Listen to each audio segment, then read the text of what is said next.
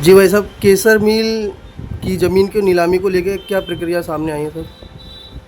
देखिए, हमने समय समय पे प्रशासन के सामने बात रखी है कि 28.5 एकड़ जो केशव शुगर मिल की जो ज़मीन है उसका बहुत ही सस्ते दाम पे, बहुत कम दाम पे उसको नीलाम किया गया है और कुछ लोगों ने ही उसमें बोली लगाई है।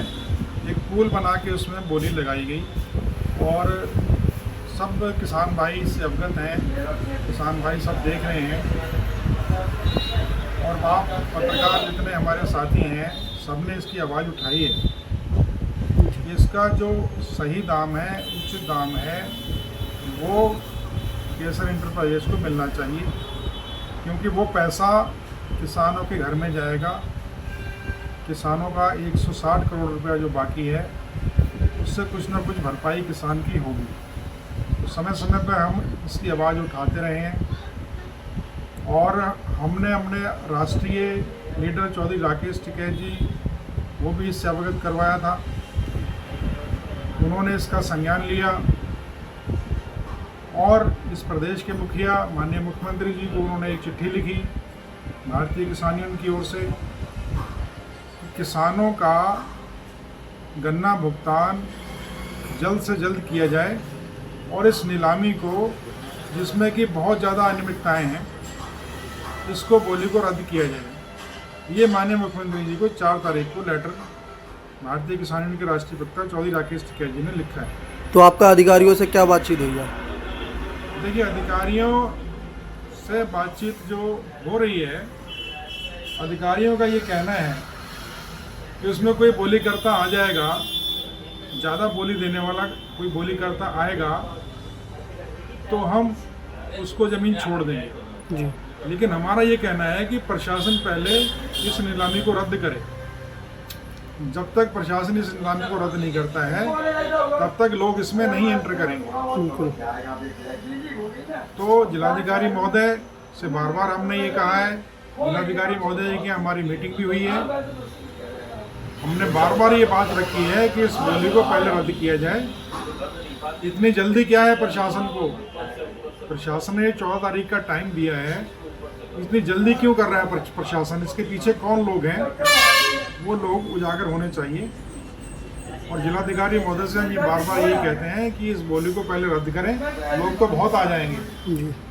बोलीकर्ताओं की कमी नहीं है, लोग बहुत आ जाएंगे, लेकिन पहले इसको रद्द करें, कैंसिल करें, दोबारा से उसकी प्रक्रिया दोबारा से रीस्टार्ट की जाए, फिर लोग इसमें आएंगे। सर, आपकी प्रशासन से क्या मांग है?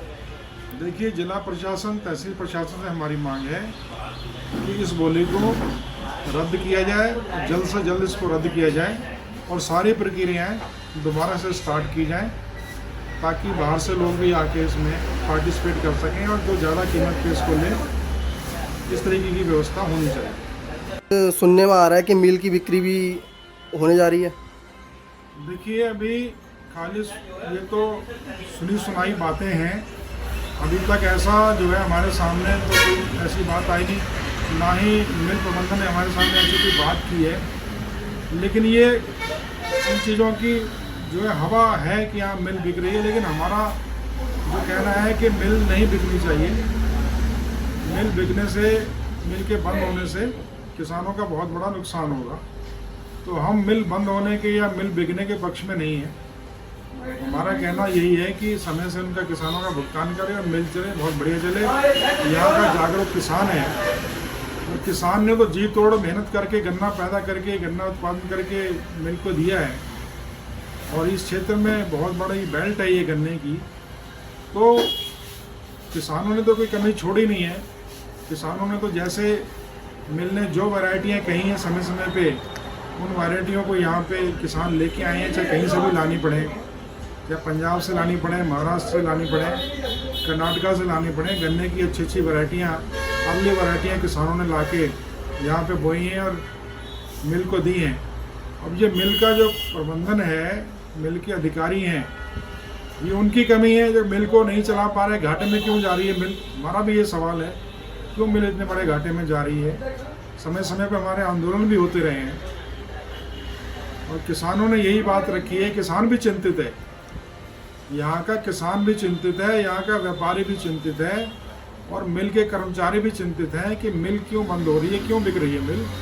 इतना अच्छा प्लांट चल रहा था, यहाँ पे किसी समय में अल्कोहल भी बनाया जाता था, अब तो बिजली प्लांट भी लग गया है। तो फिर भी मिल अगर घाटे में जा रही है तो उसकी जो गहराई से जाके उसकी जांच होनी चाहिए कि क्यों मिल घाटे में जा रही है और क्यों किसानों का भुगतान नहीं कर पा रही है।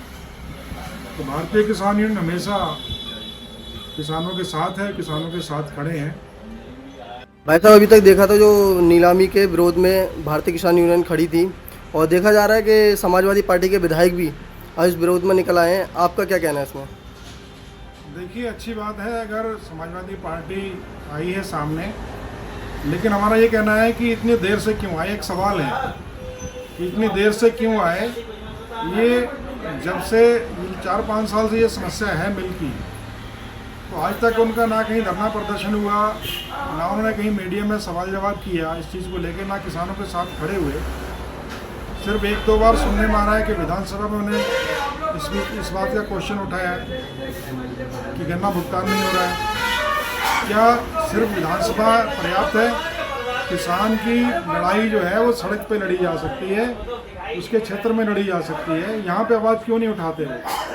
लास्ट टाइम में आके उन्होंने अपनी बात रखी है तो अच्छी है, उसका स्वागत करना चाहिए। अगर वो किसानों के साथ में आके खड़े हुए हैं, उन्होंने अच्छी पहल की है और उनको और भी इसका डट के विरोध करना चाहिए इस नीलामी का, और उनको भी कहीं पे प्रदर्शन, कहीं पे धरना, कहीं पे ज्ञापन देना चाहिए। अध्यक्ष जी, देखा जा रहा है पेट्रोल डीजल पर महंगाइयाँ बढ़ रही हैं, पर किसानों का इसमें कुछ भी फ़ायदा नहीं हो रहा है, इसमें क्या कहना है आपका? देखिए, जब ये सरकार आई थी, हमारे देश के प्रधानमंत्री मोदी जी, उनका ये किसानों से उन्होंने वादा किया था कि किसान की आय को हम दोगुना करेंगे। किसान की आय को दोगुना ना करके किसान के खर्चे 4 गुना कर दिए उन्होंने। पेट्रोल डीजल हमारे देश से ज़्यादा दूसरे देशों में सस्ता है, नेपाल में सस्ता है यहाँ से हमारे, जबकि यहाँ भारत से जाता है नेपाल में।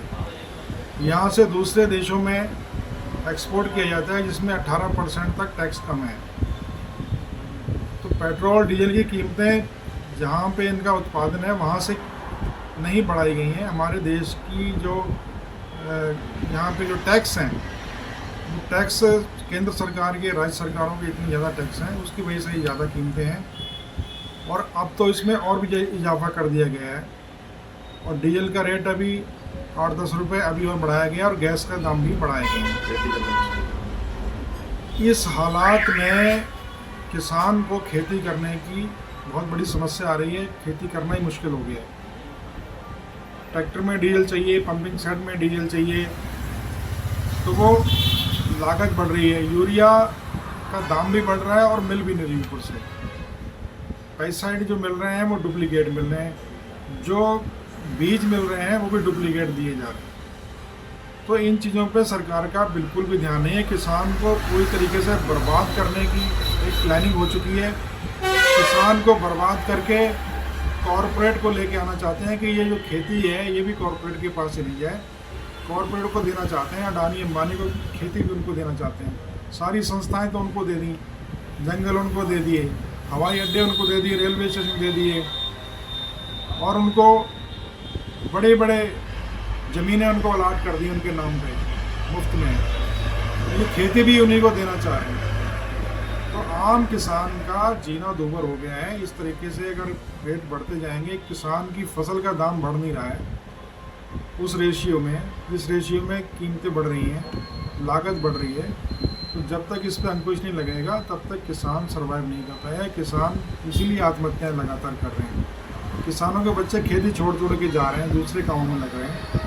तो सरकार भी यही चाहती है, क्योंकि ये सरकार कॉरपोरेट की सरकार है। ये किसानों की, मजदूरों की, आम गरीब की ये किसान ये सरकार नहीं है। तो ये कॉरपोरेट की सरकार है, कॉरपोरेट को ही आगे लाना चाहते हैं, खेती भी उनको सौंपना चाहते हैं। ये सारी साजिश उसी पैटर्न पर चल रही है।